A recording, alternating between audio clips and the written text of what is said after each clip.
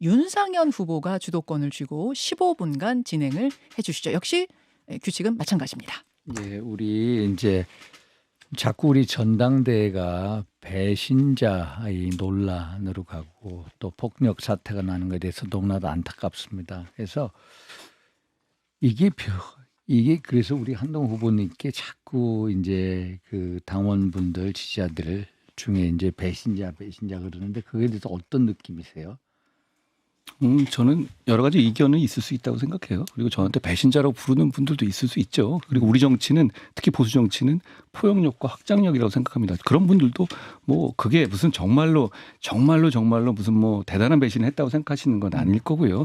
저는 같이 가고 함께 가야 한다고 그럼 우리 생각해요. 후보님께서는 누구를 배신했다고 자꾸 얘기하는 것 같아요. 그걸 모르겠습니다. 저는 국민을 배신한 적이 없는데요. 당원을 배신한 적이 없습니다.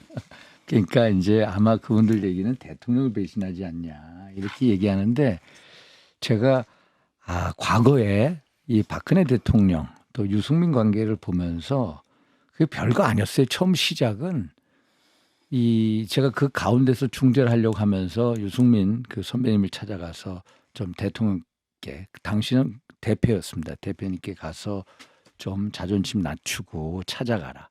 그리고 대표님께 가서도 티타임을 요구하면 받으셔라. 이런 식으로 중재하려고 했는데 한 3번 정도 했는데 안 하시는 거라. 그래서 제가 한 번은 싸웠어. 유승민 선배 왜 그렇게 티타임을 요구 안 하냐 했더니 이렇게 말씀하시는 거야. 야 윤희연 그분이 날 부르시기 전까지는 내가 가지 않아. 이러는 거예요. 그러면서 두 분 관계 고착화 됐는데 저도 우리 한동훈 후보님께 뭘 말씀을 드리고 싶으냐면은 자기 어떤 자존심이나 자기 자신을 낮추고 일단은 먼저 읍수하고 찾아가고 이런 노력을 하는 게 일단 그 배신자 프레임에서 벗어날 수 있는 거다 이런 생각이 들어요. 그래서 일단 많은 지지자들이 그거에 대해서 걱정하시니까 저도 그거를 어떤 노력을 하겠습니다만은 그런 본인의 마음가짐부터 내가 부족하다 내가 먼저 찾아가서 말씀을 드려야 되겠다 이게 필요하고요. 최근에 우리 나경 후보님께서 우리 이명박 전 대통령을 찾아가셔서 특정인에 대한 배신이 국민을 위한 배신이라면은 괜찮다라고 했는데 특정인을 위한 배신이 누구를 박근혜 대통령 말씀하시나요? 아니요. 그거는 아마 지금 현재의 이제 한동훈 후보에 대한 우리 걱정을 얘기하면서 얘기했던 것 같습니다. 그러니까 인제 사실은 우리가 자꾸 한동훈 후보에게 질문하는 것은 다른 것이 아니라 저는 한동훈 후보 굉장히 아까운 자산이라고 생각하고 또 후배잖아요. 그래서 그렇게 생각하는데 다른 게 아니라 이 여당이니까 당정 관계가 굉장히 중요한데 뭐 이제 저는 이관섭 실장 사퇴 부분을 온천하에 얘기하는 걸 보면서 굉장히 걱정이 되는 거예요. 그거는 사실은 다 그런 거를 기소를 했던 검사들로서 사실 옛날에 다 두 분이 의논해서 했었을 텐데 그게 대통령을 협박하는 걸로 보이고 대통령과의 관계는 그래서 우리가 이제 저는 배신이라는 단어는 잘 안 씁니다. 그러니까 그런 말씀하셔요. 근데 우리 근데 대통령 관계가 이렇게 나빠지면 해결이 될까 그런 생각이 드는 거죠. 이 나다르크께서는 우리 박근혜 대통령 배신하셨다고 생각하세요? 배신 안 하셨다고 생각하세요? 굉장히 아마 그 당시 탄핵 탄핵 문제인데요. 때. 예, 그걸 그 당시 탄핵 얘기를 하시는데 그 당시 저는 이제 대통령을 지키기 위해서도 저는 그런 입장을 가졌는데요.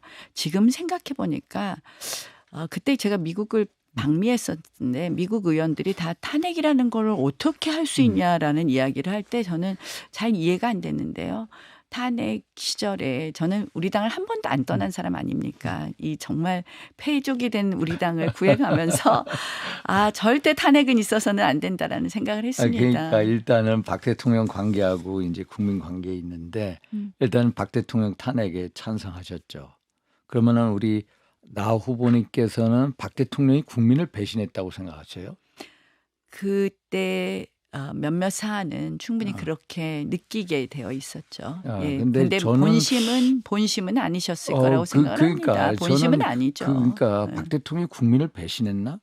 지금 와서 돌이켜 보면은 어떤 언론이나 좌파의 선전선동에 의해서 우리가 어리석은 판단을 한 것 같은 경우도 너무 많아요. 그래서 국민을 위한 배신 또 어떤 특정인에 대한 배신 이런 게 결국 대통령이 좀 전에 말씀하신 것 같이 나라를 잘 하시려고 했는데 어떻게 최순실이라는 그 여자 때문에 이 결국 좌파가 선전선동하면서 민노총이 뛰어들고 지지 기반이 약한 가운데 당내는 어떤 친박 비박으로 이 분열돼 있고 그 속에서 희생이 됐다. 이런 느낌이 들어요. 지금 와서 보면. 그래서 이제 제가 걱정하는 게 당이 분열돼서는 안 되는데 지금 상황이 사실은 이제 뭐 한 후보나 원 후보가 워낙 이제 대권을 예전부터 얘기하시던 분들이니까 이게 이제 미래 권력이 들어올 타이밍이 있고 미래 권력 그러니까 좀 사심을 내려놓을 사람들이 당 대표를 할 때가 있는데 사실은 이것이 또 다른 또 충돌이 있을 수 있고 분열이 있으면 지난번 예전 그런 탄핵의 이런 트라우마가 있으니까 저는 안 된다. 그래서 이제 박 대통령이 국민을 배신하지는 않았다. 그러나 우리가 선전선동에 너무 쉽게 넘어갔다. 왜 넘어갔냐? 분열됐기 때문이다. 제가 그 당시에 최경환 의원하고 둘이서 김무성 대표 찾아가서 읍소를 했습니다. 이렇게 말리고. 그런데 결국은 안 됐어요. 저희가 만약에 분열이 안 되고 같이 한 목소리를 냈으면은 최순실 관계를 그냥 검찰 수사를 맡길 수도 있었거든요. 박 대통령은 본인이 너무 깨끗하기 때문에 최순실 독일에 있는 최순실이하고 통화해서 너 빨리 나와 해가지고 그렇게 전개를 했는데 그게 결국 우리가 넘어갔다. 결국 이게 한 사람의 탄핵이 아니라 결국은 우리 자유민주 체제의 탄핵으로 갔다. 정말 우리 이 관점에서 보면은 너무 무도한 문재인 정부가 탄생이 돼서 자유민주 체제를 탄핵하고 정치적으로 어떤 독재였고 경제적 폭망했고 외교 한 번은 너무나 해치하는 그런 결과를 낳았다. 그래서 우리가 어떻게든 탄핵을 막아야 된다.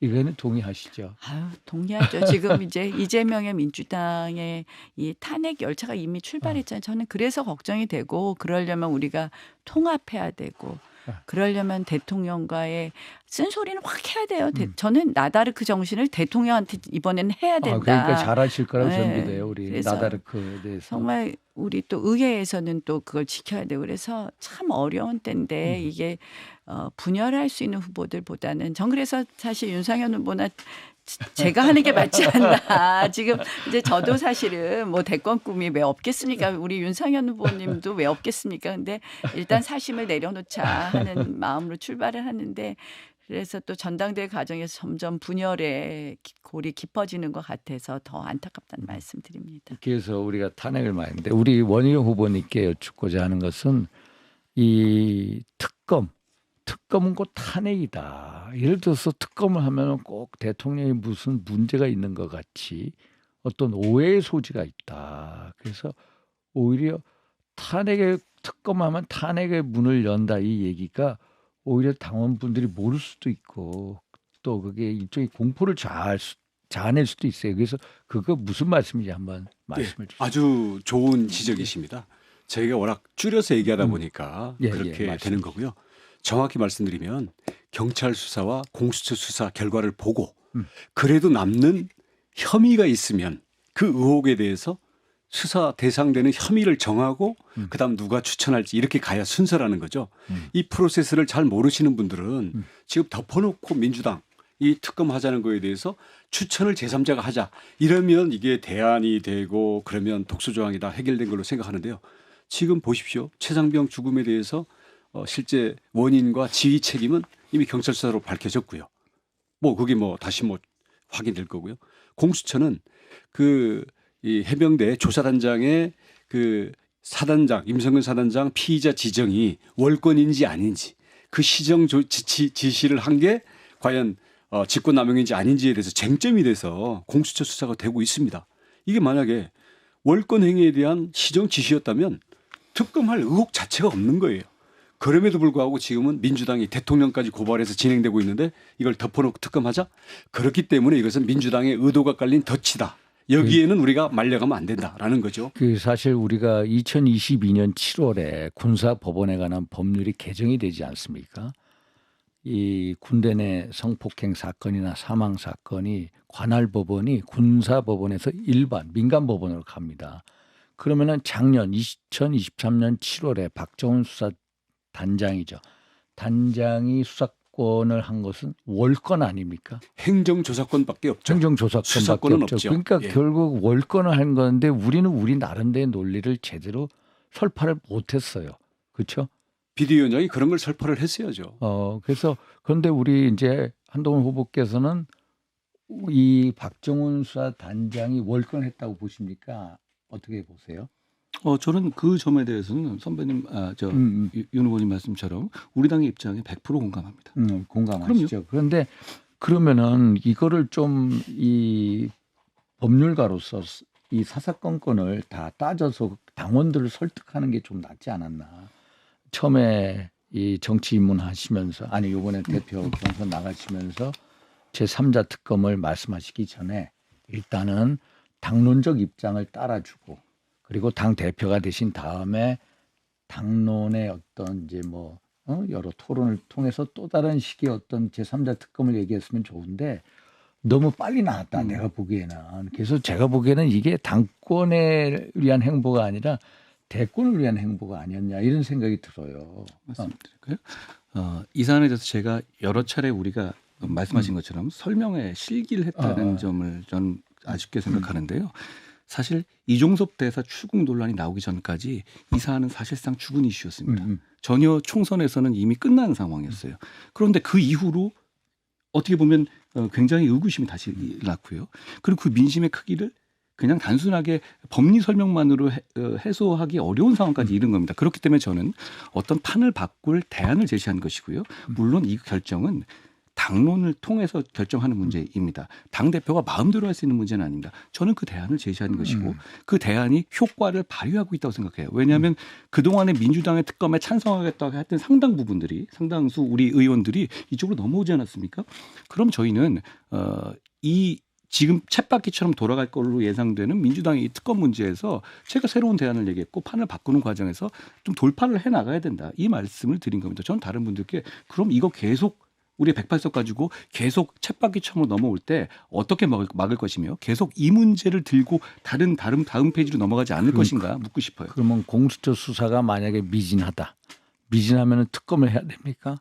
아니면은 원희룡 후보께서는 좀 전에 얘기한 박정훈 수사단장의 월권이다.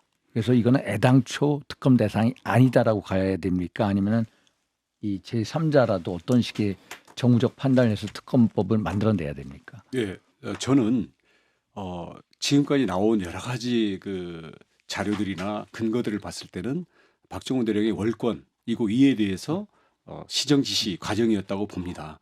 하지만 저는 그건 저의 생각인 거고요. 공수처에서 지금 여러 가지 자료들을 저희가 모르는 걸 놓고 다 지금 조사하고 있지 않습니까? 만약에 그 조사한 결과도 이거는 월권이 아니라 정당한 해병대 조사단장의 행위에 대해서 이건 불법적인 외압을 넣은 거다라는 의혹이 해소가 안 되면 특검해야죠. 우리 당론도 만약에 그 시기에 그런 상황이 되면 대통령과 여당이 앞장서서 자청을 하겠다라는 거거든요. 왜 앞서갑니까? 네. 그러니까 그리고 하나 두 분 후보님께 러닝메이트 하고 계시잖아요. 러닝메이트 우리 한동훈 후보님 청년 최고위원들 열 몇 분 나오셨다 4분으로 됐고 이제 그 중에 한 분하고 러닝메이트 하시잖아요. 그러면 다른 청년 최고위원 나온 분들한테 좀 박탈감을 준다고 생각하지 않으세요?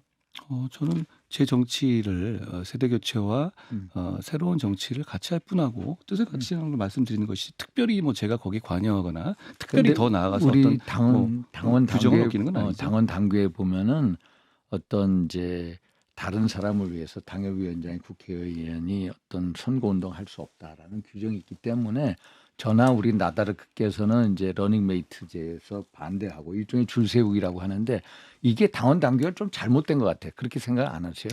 예, 저는 사실 이번에 선관위가 이게 문제가 없다고 말을 했는데 우리가 위성정당의 선거운동을 못하게 되어 있습니다. 그 논리로 보면 당연히 이 러닝메이트 제도는 위법하다고 생각을 하고요. 그래서 두 번째로는 사실은 대표하고 최고위원은 일종의 견제 기능이 있는 건데요. 이걸 한 팀이라 그러면서 몽땅 같이 들어간다? 굉장히 위험하다고 생각을 합니다. 저는 나경원 대표님께서도 다른 몇몇 후보와 전략적 재윤이 뭐 이런 시도를 하셨던 걸로 아는데요. 러닝메이트를 못 구하신 거 러닝메이트하고 아니에요? 아닙니다. 뭐 저한테 네. 도와달라는 분들 많이 있고 심지어 제 일정을 따라오는 청년 최고들도 많이 있었습니다. 그러나 저는 누구든지 저는 러닝메이트가 없기 때문에 누구든지 함께 하자 이런 얘기지 제가 이 러닝메이트 제도를 안 한 것은 그런 지금 분명히 이거는 당원 단계 김재원 위반된다고. 의원님하고 어떤 뭐 그런 제휴 같은 거 말씀하지 저희가 않았어요? 뭐 근데 김기현 우리 대표 때는 이게 별로 없었어요. 자. 지금 말씀드립니다. 여기까지 윤상현 후보의 주도권 토론 15분 마쳤습니다. 김현정의 뉴스쇼는 시청자 여러분의 참여를 기다립니다. 구독과 좋아요, 댓글 잊지 않으셨죠? 알림 설정을 해두시면 평일 아침 7시 10분 실시간 라이브도 참여하실 수 있습니다.